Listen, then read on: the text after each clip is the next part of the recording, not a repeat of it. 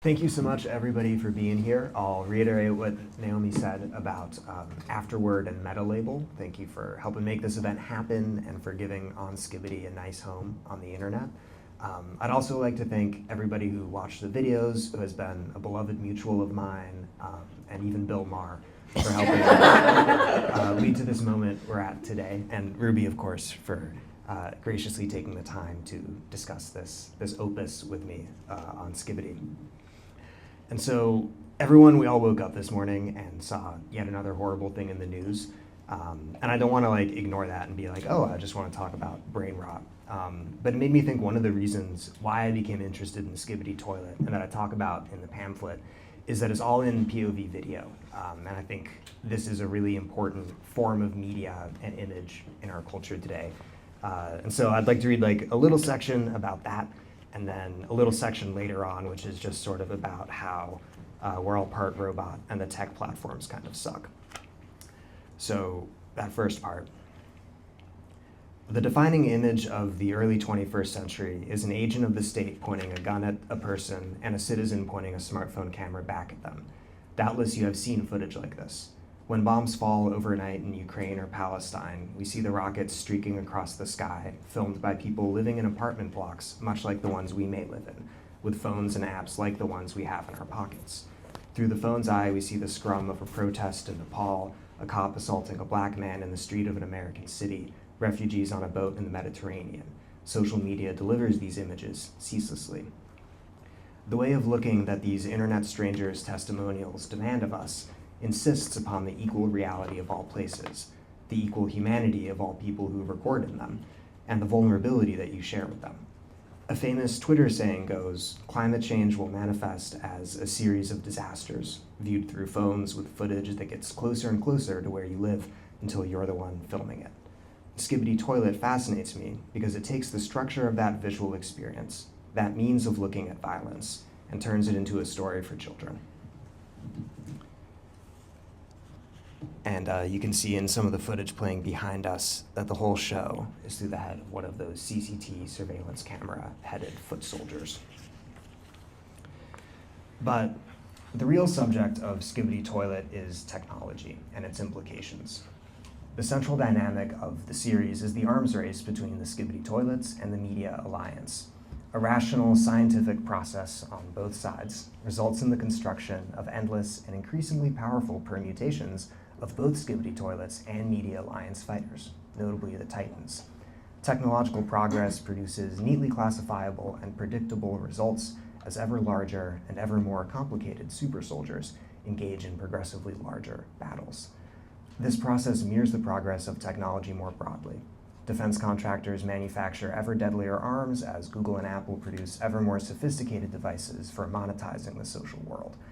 However, it is a foregone conclusion that any new robot created in one season of Skibidi will be destroyed in the subsequent ones. And whatever happens, the gizmo remains a toilet. Its destruction happens through relentlessly graphic and inventively choreographed violence that is not recognized as such by YouTube's content moderation because it is happening to machines rather than to flesh and blood beings. In Skibidi Toilet, the supposedly rational process of technological advancement is always subordinated to the id-oriented violent whimsy of the show's chaotic machinima influence. Every cyborg is doomed.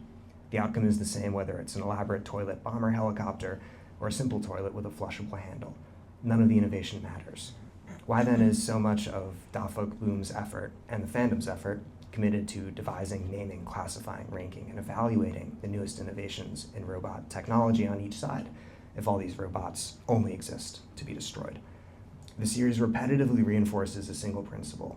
There is an irrational, chaotic force reigning supreme over all technical and teleological practice. The elaborateness of the Titans, flying toilets, and the show's dramatic presentation of each new variant or update makes their eventual destruction more interesting because it shows the power of chaos to overcome even the most laborious of rational constructions. The more sophisticated the technology, the bigger the explosion. That's what matters. And at the end of the day, it's still a toilet. In this sense, Skibidi Toilet dramatizes a conflict that is key to the internet and its mode of production, if you could call it that. Like the scientists crafting new cyborg toilets, the rationalizing forces of the platforms, algorithms, and devices are highly sophisticated, but ultimately hostage to the violent whimsy of internet users. The dynamic is not one of competition, in which the devious rule-breaking of users overwhelms the best efforts of the people making the rules. Rather, the violent whimsy, jokes, porn, slop, crime, art, edgelords, violence, and so on, is a species of entropy inherent to the platform project. Nothing you make, nothing you innovate will master it. Every AI will become a porn bot. Every platform will become a slop vertical. This tendency is baked in from the beginning. Technologists believe they are in charge of the situation, but are really being led by their users, and more specifically the user-generated data, into a dark hole. Skibidi Toilet will rise to the top because it is trash. Technology does not solve the problem of human nature. Instead, it strips the garments that clothed it. The traditions, institutions, and values which covered us, kept us warm, and shielded us from each other have been yanked off the body politic by tech platforms. There's a candor to this nudity. You find no wooden language online, no bullshit, people just lie instead. Things are what they are because the only things the computer understands are those which it can clearly identify as this, that, or the other, according to the protocols it has been built to enact. All is sincere, even if sincerely deceptive. The platforms have whittled social life down to its barest components, binary likes and dislikes, yeses and nos, where friction, favoritism, nuance, and charm, or lack thereof, once reigned. We find bots and algorithms. Your resume is sorted out by an AI, and your dating profile is never surfaced to the love of your life because you're simply not tall enough. What happens to you is the result of equations, more than it is the result of dialogue. Social systems are antiseptic and brittle rather than tangled and grimy, machine-run rather than human-managed. The world ceases to absorb us and our doing on an individual basis. Instead, it absorbs us in the aggregate.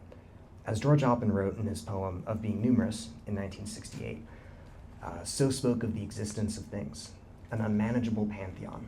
Absolute, they say, arid, a city of the corporations, glassed in dreams and images, and the pure joy of the mineral fact, though it is impenetrable, as the world, if it is matter, is impenetrable.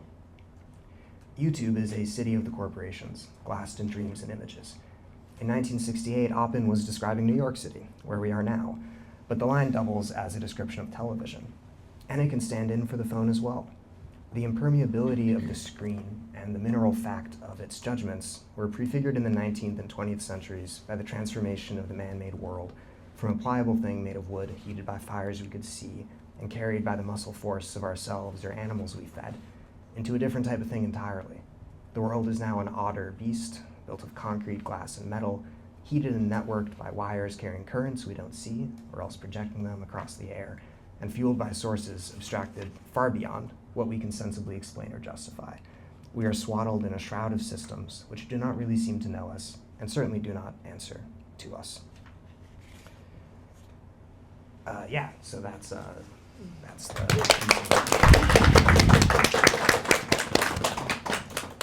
Thank you. Thank you so much. I want to begin with a rather simple question, which, of course, I think is going to be helpful for everyone in the crowd right now. What is Skibidi Toilet? Great question. So Skibidi Toilet is a machinima web series on YouTube, which is made using assets from, Half-Life 2, other games. And they're reanimated and refigured to tell different types of stories. And so the maker of Skibidi Toilet is this guy, Dafuk Boom. I think he's Georgian, but ethnically Russian. And he has been a machinima artist for a while, and he came upon this Skibidi idea in early 2023, making sort of goofy YouTube shorts at a time when the platform wasn't totally new, but wasn't, I think, totally defined in terms of what it was. And this first short went viral. He kept making them. And my impression is he kind of stumbled into this story, and the first one's in February 2023. By May, June 2023, it's like the biggest thing on YouTube, or one of the biggest things. And it is this endless war between these Skibidi Toilet creatures that are literally a human head inside of a toilet bowl. The heads pop up and out, they dance, they sing this Skibidi song, and they're fighting these beings that are dressed in suits but have media technology for heads in an endless war. We're aptly in a bookstore surrounded by children's books, and Skibidi seems to be aimed at a younger audience. The interesting thing about books for children is usually they come with some kind of moral, some kind of learning at the end for children. What do children learn from Skibidi Toilet? That's a wonderful question as well. So I think that not all children are watching Skibidi Toilet all that closely. I think for a lot of them it's about the explosions. It's about kind of, as we're seeing here behind us, just the extremely retention-hacked, endless reel of violence and just crazy potty humor toilets. But I think for the ones that are paying attention, Skibidi Toilet isn't telling you a clean moral in a way that I think a lot of the books adults want to read aren't telling you a clear moral either. It's kind of opening up the questions and the inquiry. And I think what really struck me about it is it's taking these objects that as a child you see, CCTV surveillance cameras, people in suits, toilets, which is sort of a shameful place if you remember being potty trained, and kind of remixing them and making them charged and tense in this way. And so I think it doesn't solve or resolve anything, but maybe it makes the questions that kids might be asking themselves a little clearer and helps them grapple with it. But if you're thinking about if it's morally wholesome for the children, I'd say no. It's likely corrupting them, but the world itself is corrupting them. You talk a little bit about the moral panic around Skibidi Toilet, but you choose in the book to approach it on its own terms. What compelled you to treat something so dismissed or derided as worthy of sustained critical attention? Well, I'm going to be honest that at first I thought that would be a great hook for a TikTok video. Everybody thinks Skibidi Toilet is silly. Everybody is talking about it. So I was like, in my content a lot, I do this thing where I look at something stupid and I say, what if I took it extremely seriously? And I think there's some amount of tradition with that of studying a bad cultural object, whether it's an advertisement, whether it's a reality TV show. And I think there's merit in that because you see something about why does this capture people's attention? There's always a reason. There's always something worth looking into. But I think the thing that really struck me is I was talking to a 7-year-old cousin of a family friend at a barbecue about the internet and Skibidi Toilet. And what he said to me, this was in 2024 when I made the first video, is he said, Skibidi Toilet has fallen off. and I said, why is that? And he said, well, it's just not as interesting anymore. They're trying to be like Transformers now. And I was like, okay, so if it fell off, then there is something that to him made it good before that now isn't there anymore. And so there's some element of taste or recognition going on. And I love children. I love hanging out with them, and I think that their worlds are really interesting and traditionally, historically, not thought of so much. And yeah, but the proximate reason is I was like, okay, I want 100,000 views. Don't we all? and so, what does taking something that people may call brain rot seriously allow us to see, or what were we able to see taking this cultural object with great detail and attention? Well, I think there's sort of two ways I consider it. The first is that, any kind of person who's drawn to literature or music or art, I think a piece of it is it offers an opportunity for kind of meditation or to sort of stop and think about the world and think about your own response. And I think that we're just inundated with slop content and brain rot, such as Skibidi Toilet. And so really sitting with it and spending a lot of time with it, I think helped me to not feel so passive. I think it was just a good exercise. And I think maybe some of why some people liked the videos was that it kind of gave them a space to do the same.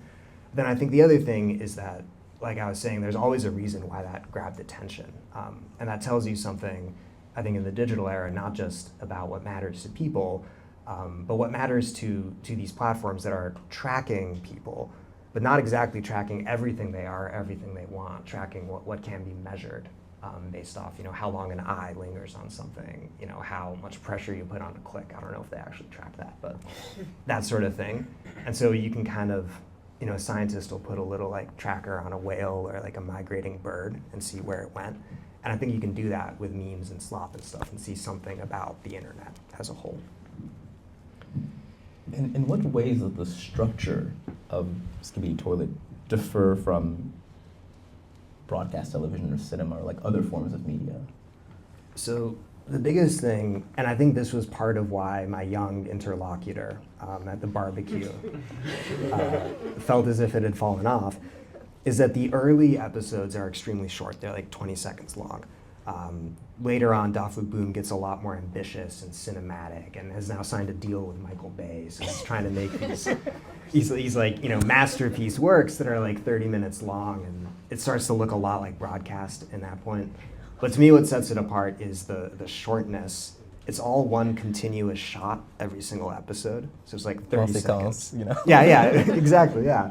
It has a dramatic unity as well. And so mostly it's the brevity, and then also just like the quickness of it and the pacing. It's meant to be watched like on an iPad or a phone rather than the central screen.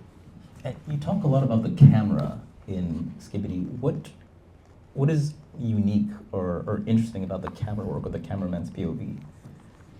So I was really interested in it because, well, first of all, it's unbroken. So here's 30 seconds of this camera cyborg's life.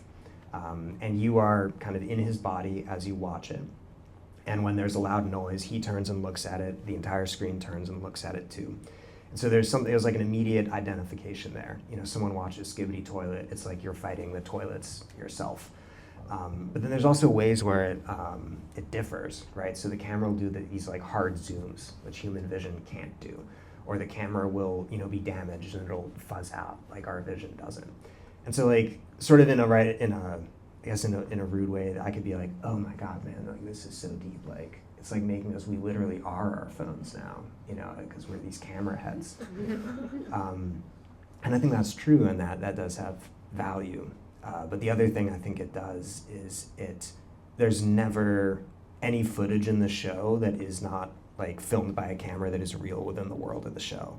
And so it's kind of another difference from broadcast. There's no like point of the fictional camera. Like, yeah. Could you explicate that a little bit? So how is the camera, the POV, fictional instead of mechanical or like actual? Yeah. So I think what interests me is like when you're watching a Hollywood movie, there's a camera which is very real and very physical, and you know it. But for the purposes of like Humphrey Bogart and Lauren Bacall, we don't think of there being a cameraman there in Casablanca with them. But with Skibidi Toilet, the camera-ness of the camera is foregrounded. Someone's got a master's degree. Exactly. There we go. The camera-ness of the camera is foregrounded. But what's funny is it's not actually a filmed show. It's all animated and computer generated. So it's a computer animation engine pretending to act like a camera and saying to you constantly, I am a camera, you are a camera, look at the way I'm cameraing. But it's not a camera at all. It's a perfectly fictional camera. And so I was just looking at this paradox. I was like, what does that mean? And I'm not sure I know yet. Well, let me put my grad school degree to good use here. Roland Barthes talks about the camera as a zone of identification. When you're filming Bogart and you are seeing from the perspective of the camera. No. Is there a similar identification that happens with these fictional or made-up cameras in Skibidi? Yeah, I mean, you see as the camera, but you're also constantly reminded that you are seeing as the camera, kind of within the frame of the show. I think that kind of classic cinema wants you to forget that the camera is mediating the entire thing. Mm-hmm. It wants it to be like an unconscious association of the camera. But Skibidi Toilet always forces that to be conscious. And so I think that's sort of an interesting part of it. And I think that as so much of our lives and our news is being filtered through kind of footage like that, where we're aware not just that this is an image of something, but that there's a paratext, I guess, to the image, being grad school about it, that is like, I know the type of person who filmed this image. It could be someone like me, it could be someone not like me. I'm aligned with this person or I'm not aligned with them. And then you're reading that perspective and very, very aware of it rather than unconscious of it while you're watching whatever is in front of you. In the excerpt you read, as well as in the book, you talk about the role of violence in Skibidi. How is violence portrayed in the show, in the videos? The word that comes to mind most is often. There's constantly things exploding, things happening. And there's not a sense of kind of the stakes or consequences. You know, the episodes are 20 seconds long, a toilet gets flushed. The next episode, there's 15 toilets just like it. And I don't think it's ever clear to what degree the cyborgs maybe suffer. There's some episodes where it seems like maybe they're celebrating or they're kind of grieving another one, but it's never totally there. And so I think the violence is 100% totally aestheticized. And I think as Dafu Boom has kind of gotten more interested in doing like the Michael Bay thing, it's just become this ballet, you know, the motion of it for its own sake. So I think you could say, you know, Tarantino walked so Skibidi Toilet could run. But it's just endlessly constant. And as you're in this POV cameraman observer, sometimes you're observing, you know, your hand reach out and you're flushing one of these toilets, or you're observing the other cameramen, you know, torturing a toilet in a way that feels like a war crime. And then you don't have the choices if you're to be like, huh, do I approve that or not? You know, 5 seconds, you're turned to the next thing. When you look at the sort of landscape of potential media, how do you categorize something like Skibidi Toilet? Is it akin to a sort of short form TV show, a serial? Like, how do you slot it in our media landscape? It's interesting because on its own terms and in its own culture, Skibidi Toilet emerges from a really long tradition of kind of these like machinima animations, some relation to kind of YouTube Poops, which is like 10, 15 years old at least. And that's kind of like a digital remix culture. Sometimes you're just literally, one of the early YTPs takes, you know, animated sort of Mario type cartoons and just remixes them in this nonsensical way, making tons of potty humor jokes. But in the machinima tradition, with like Source Filmmaker, which is the software that makes Skibidi Toilet, there's been people doing this for years and years and years. You know, taking these video game assets, making a story. Dafu Boom's big hit before Skibidi Toilet, like 5 years before, it was like I'm at Dip. Great video to watch if you have 4 minutes. And so in that sense, he's part of this long tradition that kind of sustains itself by its own. You know, Graces is extremely popular, maybe not that much talked about, like in the Times or whatever. But within the broader sense of culture, I think that it's kind of the archetypical short form video content. I think it's kind of the first of its kind in a lot of ways. And a lot of the stuff we're seeing now is coming downstream and afterwards of Skibidi Toilet. But the weird thing about it to me that I don't quite understand is he's also trying to be the next Michael Bay, clearly. And so there's this retention between the old forms and the new form, which I think you see in the show. And in what ways do the origins of the meme from this Turkish video of a man with a big belly and the song play a role in what its current form? Yeah, so the Turkish guy, I think he's Turkish, with the big belly. Yeah. Thanks, guys. I think Yasin. And the sort of the song itself is just this mashup of different stuff from all around the internet. You know, it's almost like a crow or a magpie, you know, will bring different shiny bits and baubles into its nest. And some of that, I think, is, you know, strategic. All of these things are kind of proven to be sticky, to be worth giving attention to people. And then the core effect of them when you bring them together is it's like, with our powers combined, we will be ever more interesting, each of us decontextualized. And so it's just sort of this scavenged, bricolage, you could say, construction of things from around the internet. And sort of what I meant by saying it's the first of its kind is there's been stuff like that over and over again, tons and tons of times.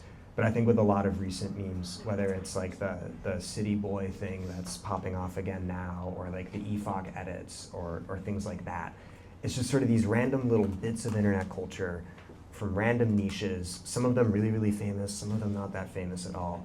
And there's just this joy in bringing them together in these unlikely assemblages, and then just like by the brute force of posting about it, making it relevant to people.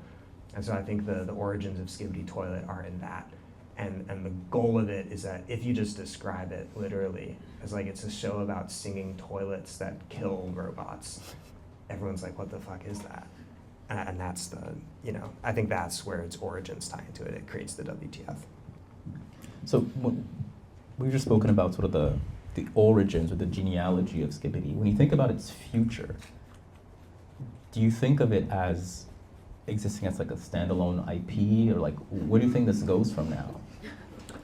A ride at Universal Studios?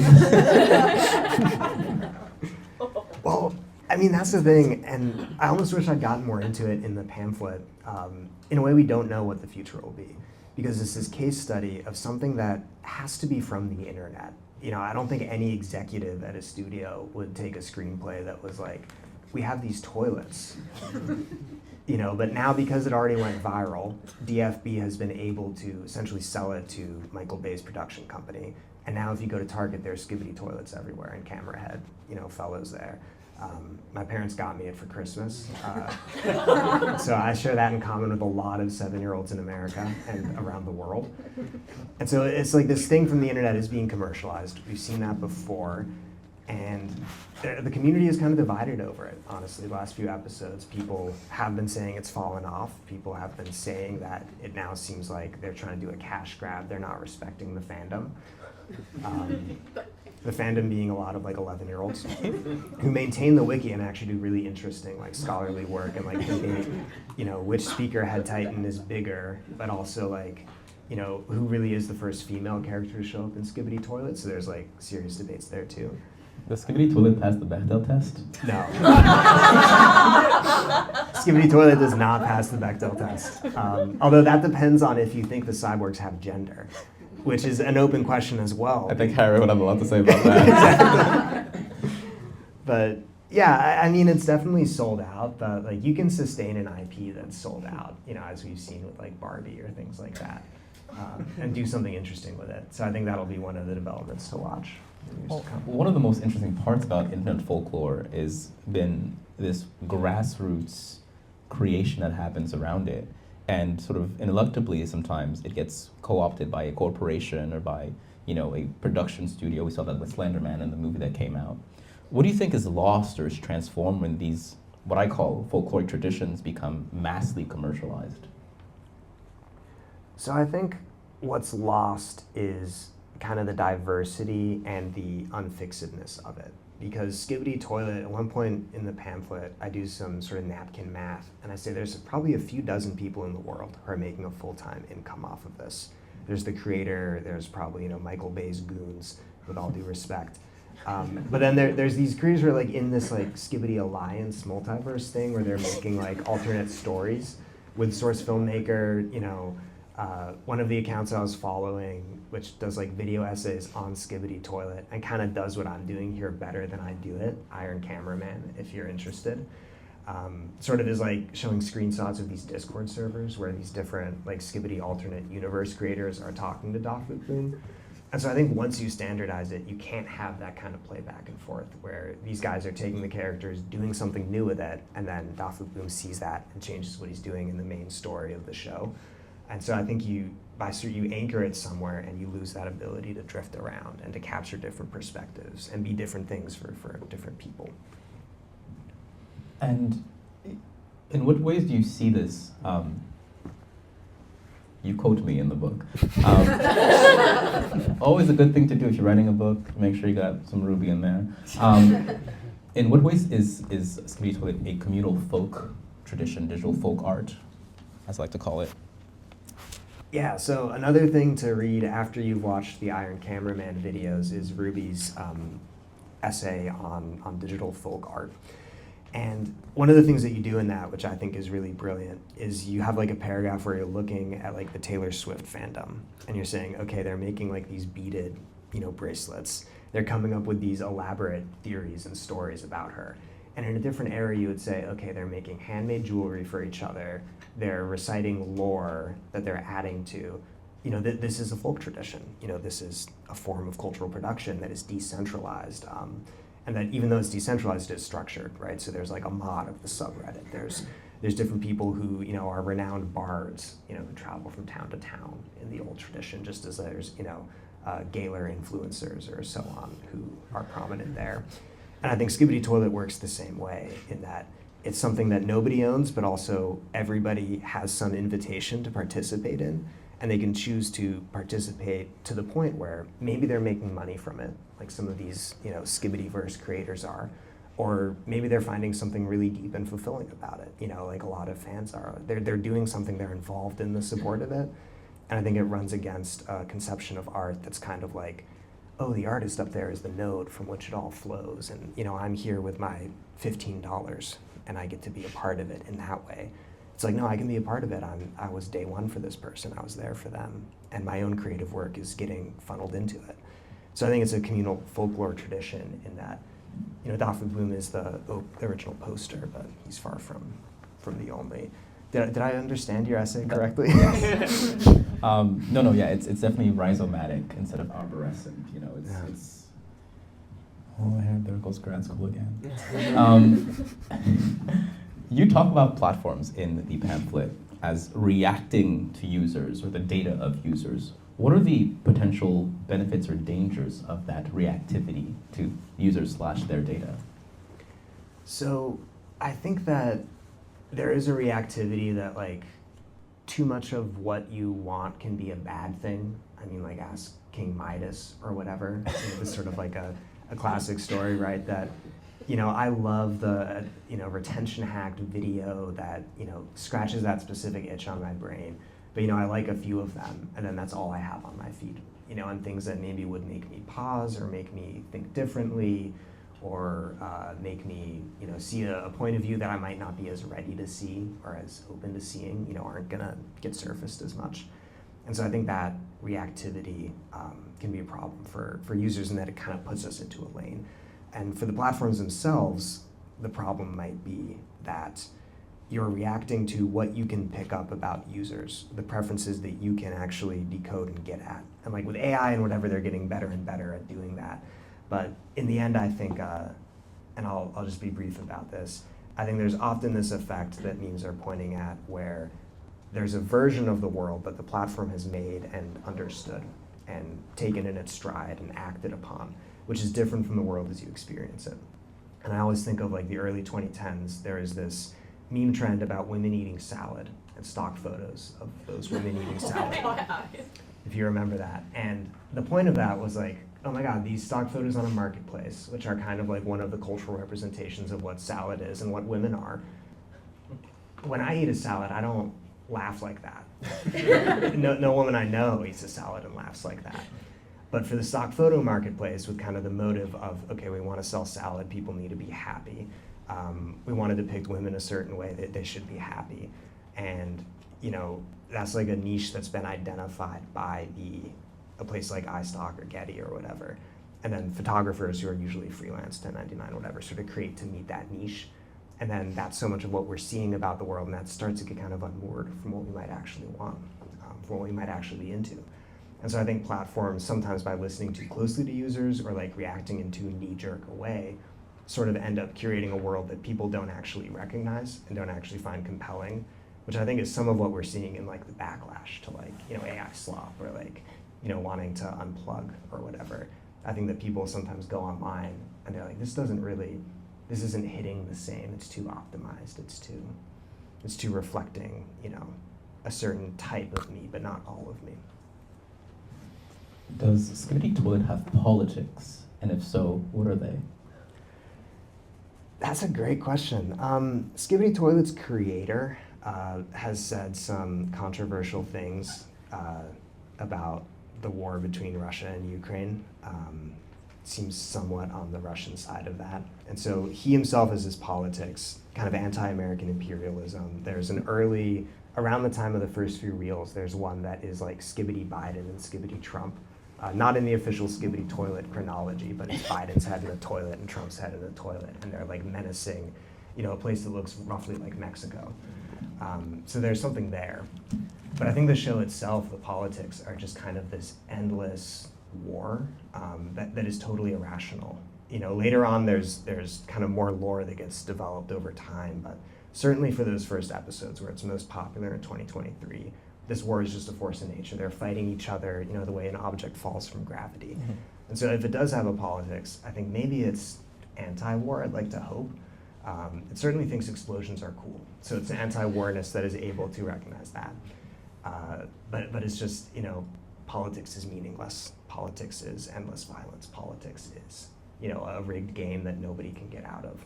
I think would be its kind of standpoint. And I bet, children who don't participate in the political system but often suffer its consequences, I think they often have that intuition. How come all the adults around me are feeling bad? I don't understand. It's inevitable. How come I'm seeing, this footage of war everywhere on my reel as well? I think we're currently culturally working through our own definition and taxonomy of slop. Would you consider Skibidi Toilet slop? I think not. It uses a lot of the tactics and techniques of slop, but I think it's definitely a very carefully made object. He's definitely spending hours or days making these reels, especially in the early sort of period. I don't think it's AI generated. It's being made at a massive volume, but I think it is being made very carefully and very intentionally. And I think both him and the people participating in it are craftsmen to some degree. But I do think that maybe the video's getting billions upon billions of views. That might be a case of the algorithm kind of, anticipating audience taste in a way that resembles a lot of the slop we're seeing. I like to think of a lot of the content we encounter as different forms of text. If Skibidi is a myth, what does that myth tell us about our current society, in your opinion? I think what that myth tells us about our current society is we are so grafted to our technology, which is kind of straightforward for everybody. But I like to say it in the show, there's the cyborgs of, it's a camera head on a human body. Then there's also an unseen cyborg of your vision being so immediately and closely matched to a camera's vision. It's all experience is mediated through these systems that I think, like I said in the part I read, perhaps imperfectly, we feel like they understand us better than we understand them, and there's an uneasiness about that. And they're painting a picture of our world that doesn't exactly match what it looks like on the ground, but we have to live within that picture. To get a job, you have to be on LinkedIn. To get a date, you have to be on Tinder. To keep up with the news, you have to be watching these videos and trying to parse, is that AI generated or not? Is that angle, legit or not? Is that from someone I trust? And so much of our life is now about parsing the way this tech is representing the world to us and figuring out what to do with it. And that leaves, I think, a lot of people confused, and it leaves a lot of them kind of disillusioned as well. You spent quite a bit of time with this text, with this show. What is one thing that you learned from Skibidi Toilet? So I think one thing I learned is to have a little more humility, and maybe not, humility might be the wrong word, but to not judge something as quickly. Because like I said, my original motivation was I want 100,000 views. This show is dumb, it's for kids, I'm going to do whatever. And then my next view was okay, I'm doing this bit like I do with all of my content where, I'm treating something that's low culture like it's really high, and I'm making some point that maybe is power to the people, what the masses love is actually really good and sophisticated. But then as time went on, it was either Stockholm Syndrome or it turned into a really sincere appreciation of it. And I started to kind of notice, just walking around New York even today, all the signs that show a CCTV surveillance camera, suddenly I was primed to notice it, so I noticed it everywhere. And I think the thing I learned most of all is just, as weird to say, but just to notice that those cameras everywhere, probably, and to kind of appreciate it on that level. And to kind of ungrad school myself a little bit and be part of how that piece of art moves me is a way I can't explain in things like this. It's just those cameras are everywhere, that's weird. I want to learn about that and see that and think about how that feels, and Skibidi Toilet helps me do that. You talk about artists and creators as, engineers of the infrastructure of perception. Does that give them an ethical responsibility, especially when they're dealing with children? And do you think that the creative Skibidi is respecting or honoring that ethical responsibility? That's a great question. I do think it gives, what I sort of say is, the way we orient in the world, we drive down a road to get from Manhattan to Brooklyn, or we take a bus that will soon hopefully be free, or we go on the subway. But the other thing we do to get from Manhattan to Brooklyn is like, as we were driving over here, actually from Brooklyn to Manhattan, I saw all the skyscrapers there and I was like, like New York. And I've seen, how many musicals have I seen? How many songs have I listened to? How many books have I read that tell me what this place is in the world and what I can be to it or in relation to it? Like, I'm from DC, right? So I'm an outsider. And I think that is as much a part of the infrastructure of the city as like a subway line. And it's made not just by, the government or authorities or whatever, it's made by people, it's made by audiences, it's made by artists. And that becomes a real engine of economic investment. Like, it's kind of different, but I covered a story for the BBC on the battlefields in Northern Virginia, where I'm from, and the data center industry that wants to build there. And the battlefields are an economic resource because they're a cultural resource. They're a place of memory. They're a place of that myth. And that myth has been contested and made and remade. And so I think there's certainly an ethical obligation, to make the myth something that can be load-bearing, that can serve all people equally in the same way that, civic infrastructure should. And I think it just like, figuring out how best to run a political system, how best to make art is an active and ongoing conversation. And I think Da Fook Boom, I really appreciate what he's done, but I think maybe he has been a little irresponsible. I think he's very young. I think he was really surprised by how quickly he got popular on the internet. Like, I think a lot of people who get internet famous are. I think you're really flooded by it. And I think he thought it would be really cool to work with this big production company. But I think that, I would, if I were to talk to him, I'd probably sort of ask him that question. Have you spoken to him in the process of writing this book? No, I reached out a few times, but didn't hear back. So hopefully they don't sue me. But if they do, I think it would be great for clicks. If Dafouk were to answer today after this talk and say, hey, here's the account, you have it for a week, and here's my software, what would you do? I don't know if I'd have the skill to animate something, but assuming I had like his level of expertise and capability, I think that I'd be like a weenie and a lid, I'd make them make peace. I'd make the camera heads in the toilets become friends. Which in a way he's doing, but he's done it through, I sort of stopped the pamphlet at a certain point, but now there's this new common enemy, the Astro toilets that have come in. So the toilets and the camera heads are kind of working together. They're just working together to fight something else. I'd like to see them, work together and build bridges, not walls.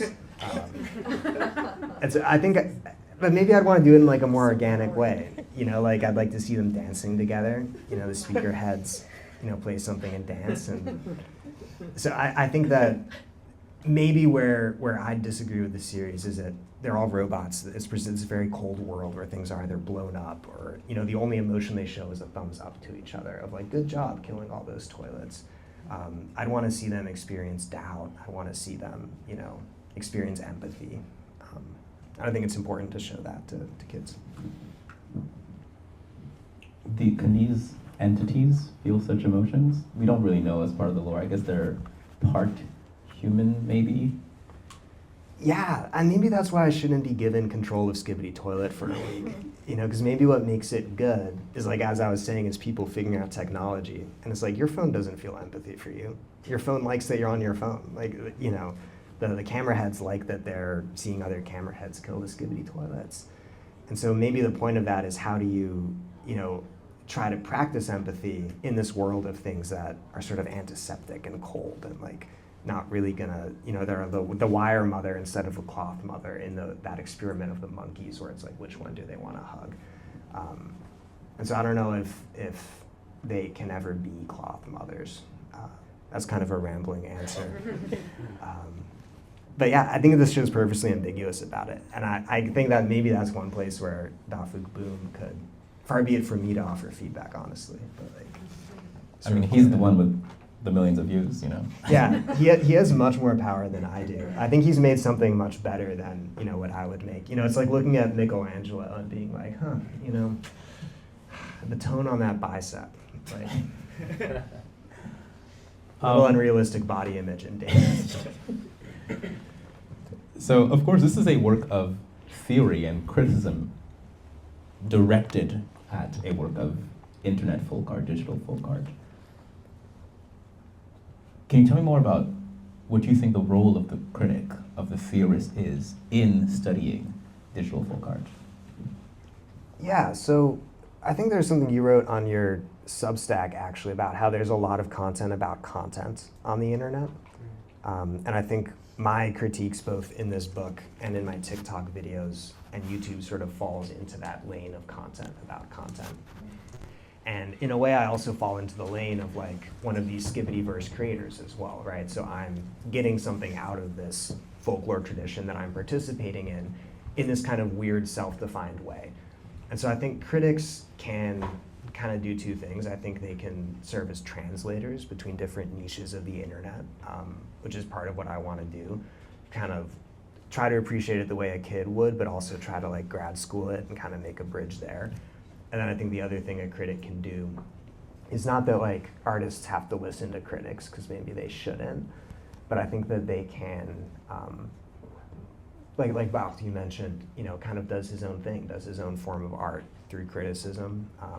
And I think, and a lot of what I'm doing in this pamphlet is I'm not talking about Skibidi Toilet. I'm kind of using it as an occasion to try to like get writerly about it, or try to deal with something I'm feeling, or try to make an observation about the broader world. So I think critics are translators. I think critics are also just another type of creative. And I think often like the recap videos that people make are doing the same. You know, or someone like recapping a tea or a drama is kind of participating in it, but also using it as an occasion to make something that is its own type of artifact. Aidan Walker, thank you very much.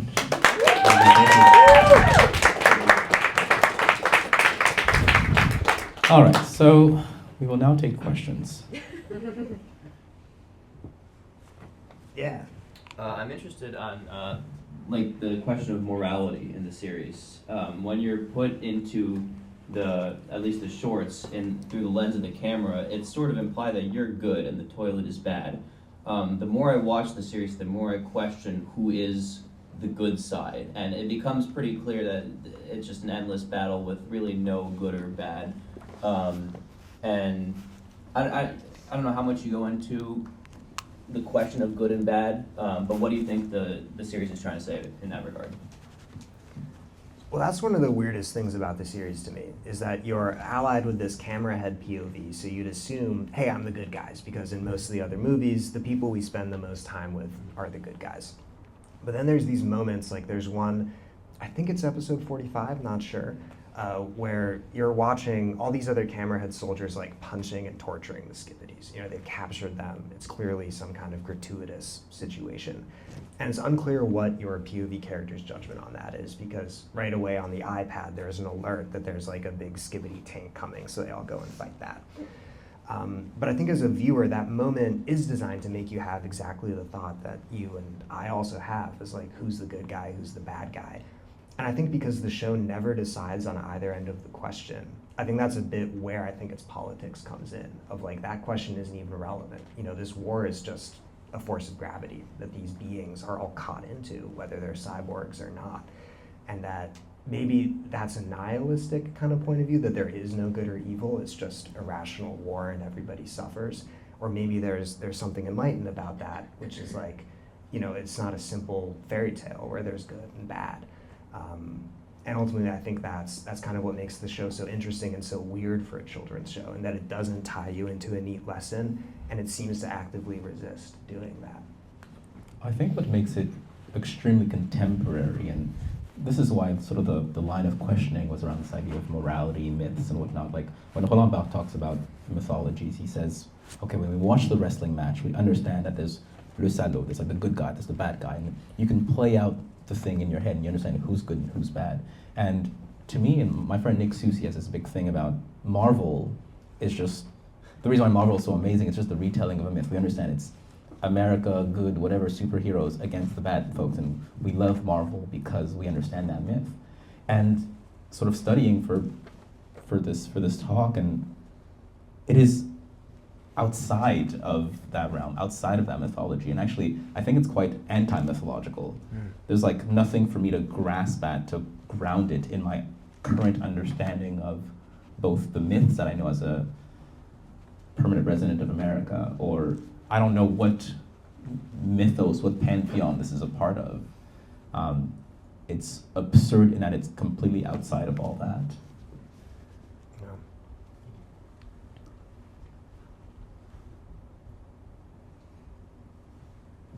Yeah. Hey, Greta. Hey. Okay. So for me, Skibidi was replaced by 6'7". It's like this like young person thing I don't understand. So do you have thoughts on that meaning?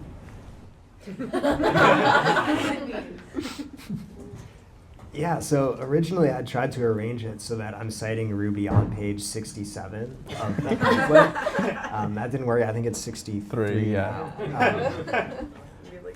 But to me, what's different is 6'7" does have a lore, right? It has, in a way, a little bit like I was saying, these random assemblages of things from the internet. It's the song originally by Skrilla. Shout out Skrilla. Shout out Philly. Skrilla, yeah. Then it's that high school basketball player, Taylon Williams, I believe. Do I have the right? TK, yeah, Taylon Kinney. Yeah. Okay, so Thank you, Owen. blessed be his name. Thank you, Owen. Who kind of comes up with the gesture and starts to combine it, and then it's a whole motley array of internet creators who kind of push it to the top. Like I think Hoopify played a big part in that, sort of making it mainstream. There's the 6'7" kid, this little boy who's shouting it at a game, that sort of makes it a big deal.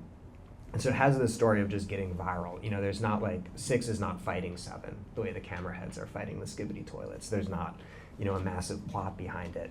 But there is this lore of just kind of viral, continuing clip farming, cultural relevance that's being forced there. Because while there is a meaning in the Skrilla song, there is a meaning to TK, perhaps, the point of it is that it's suddenly, you know, actual 67-year-olds now have to know about it because we forced them to know about it. And it's like a perfect experiment almost in like virality and the dynamics of it because, you know, the signifier itself has no reason to be popular. It doesn't carry a message. It doesn't seem to carry a critique. It doesn't seem to mean anything. It's just a number. And yet they pushed it to the top purely by the force of being a keyword. And where I see this most clearly is in the attempts to make like 6'1" and 9'3" the new numbers. There's like no case on the merits of like why 9'3" is better than 6'1". I mean, maybe you could do on the level of like, oh, the way 9 and 3 sound. But then you're totally treating the word not as a word. You're treating this like a sound. And so I think there's something in just like the forcing of a meme to such an extent that it doesn't need to have a meaning. It can just be out there, and it's a kind of power, you know. And lastly, I don't mean to yap it, I love 6'7". But I think it plays this social role that, like, for a lot of kids, I think that 6'7" is a way to participate in something that feels really safe and that feels really clear. Like, if you're shy, you can say 6'7" and everyone in class will laugh. And so I think that's really powerful and important. And every time someone says it or puts it online, it's an illustration of that community. And I think sometimes it's a callback to that like larger lore, which is also really interesting, and a bunch of people who used it to do different things, and now it's everybody's in a way. Yeah, I think you had a video about this, as 6'7" as postmodern. I mean, I see it almost as like this Dadaist sort of gesture. It's like, what does Dada mean? Nothing. It's like total refusal and whatnot. I see it as like playing with the physics of platforms, playing with the physics of the internet with no particles. Usually you have to like adopt some kind of meaning or signify that you're pointing at, but in this case it's just physics, no particles. I was just mad that I thought it was going to be 7-9 because 7, 8, 9, but Yeah, it's like the Hadron Collider of the internet, you know. And that's part of why I loved it, and the point I made in my video is it's like, these kids are doing this thing that you're used to being like, oh, that's in the museum. Like, I think I used, like, people called me out on it, but I used like Duchamp as an example, and then I used a Barnett Newman painting as another example.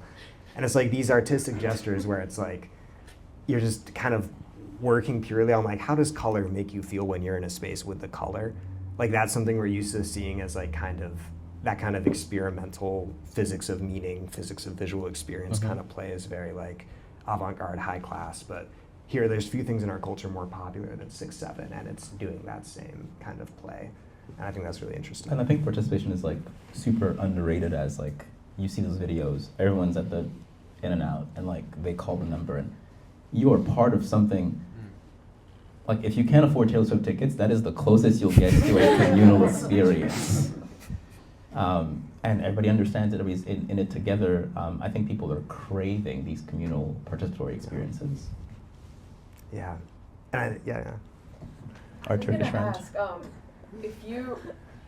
if you take any form of like what we consider low culture and you study it so much as you did with Skibidi Toilet, do you think it transcends brain rot, or does it just, like, brain rot is its own sort of like community even, and it remains in that sphere? Well, I don't think there is like the observer effect or whatever in anthropology that you change something by studying it. But I don't really think I've changed Skibidi Toilet in any way. I think I'm such a small piece of whatever the viral footprint of that has been. So I think it remains brain rot on some level. But listening to you ask that question and thinking about 6-7 right now, I think that some of what I've done by really paying attention to Skibidi Toilet is I've kind of 6-7'd it. I've been like, maybe this is just a silly show for kids, or like as commenters would say on my videos, like unchopped TikTokers thinking too much. But like the point of doing that, the point of forcing it, the point of being like, let's put a little Foucault on that and see if it can support it, is just like to make it mean something and to make it be a moment and an experience. And so I think that to that extent, I'm kind of in the brain rot tradition of like, okay, what if like it was like Deleuzian and it's a 15-second video of like a toilet blowing up? Which doesn't mean I don't take it seriously. I think it's just I kind of am like one of the 6-7 kids. I mean, sort of story tradition, right? Like Bart talks about wrestling, low culture, and it's like, no, these are myths being played out. And so I think it is our role as theorists and critics to look at culture and be like, no, actually, this is interesting. And then write books or make videos, whatever about it, because otherwise I think we lose the, benefits of theorization, of like trying to explain something. And I mean, we can be wrong sometimes, but I think it's important to know why we do certain things. And we have to anthropologize ourselves as we're living. That's kind of like our shtick. Yeah. What is the demographic and class range or ceiling of brain rot? Like, if this is kid rot, is there fem rot? Is there old rot, elite rot, left rot, right rot? Like, is there Oscar rot?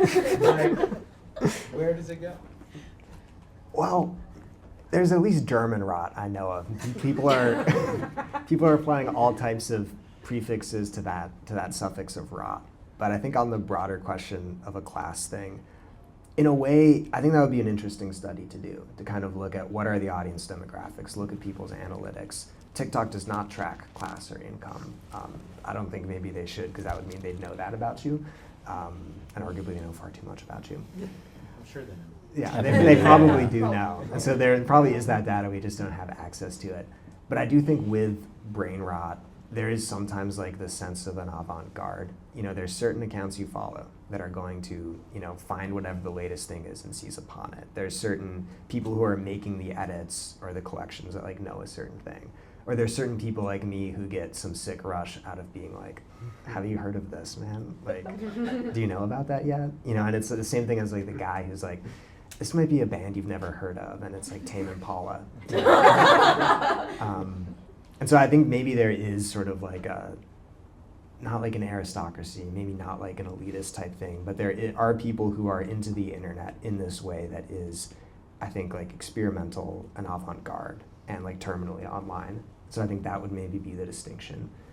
There's probably forms of brain rot for people who are a bit less online, but I think like the pure cutting edge brain rot, it's like people who are into, experimental literature, or alt-lit or something. There's indie rock type thing, yeah.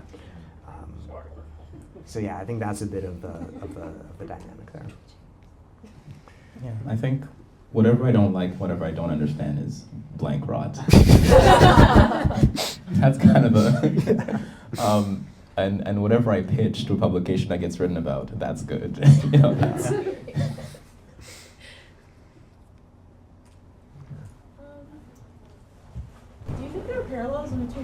created by Skibidi and like the world created in like say 1984? Ooh, that's awesome. Yeah. Well, both are dystopias, definitely, right? Both are worlds that you probably wouldn't want to live in. And I think both are worlds where Orwell, writing in the 40s, didn't have, I think, as clear a sense of, the omnipresence of technology or what that would feel like. But I think that in, 1984, media is a big part of the experience, right? Everybody's living by reference, like the screen is a full wall, right, in his house. And everyone's kind of forced to live their lives within these confines of what like the party state can understand and mandate and make. And so I think Skibidi Toilet is a little bit totalitarian in that same way, in that these beings have to obey commands that are kind of laid out by machines that are around them, and they don't experience freedom in any way. And I think in the same way there's that motion of, I don't think Da Fook Boom is like a committed political revolutionary in the sense that Orwell was. He didn't go to Spain. And so I don't think he's writing with this clear thing, but I think it's also like a warning a little bit in the way that 1984 was, right? That it was looking at kind of that historical moment post-World War II, the development of, North Korea, the Soviet Union, China, wherever, also in the West as well, and sort of saying, this is what could happen, this is what it would feel like, this is what we should be on guard for.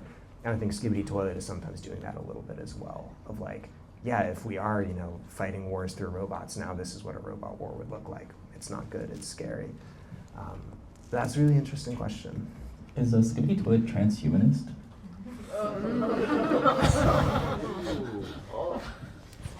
I think yes. I'm so sorry. Because, but I don't know. I mean, because there's like this, there's a sense of like humans being this vanished like group that used to run the planet, and now it's all like the cyborgs and the robots here.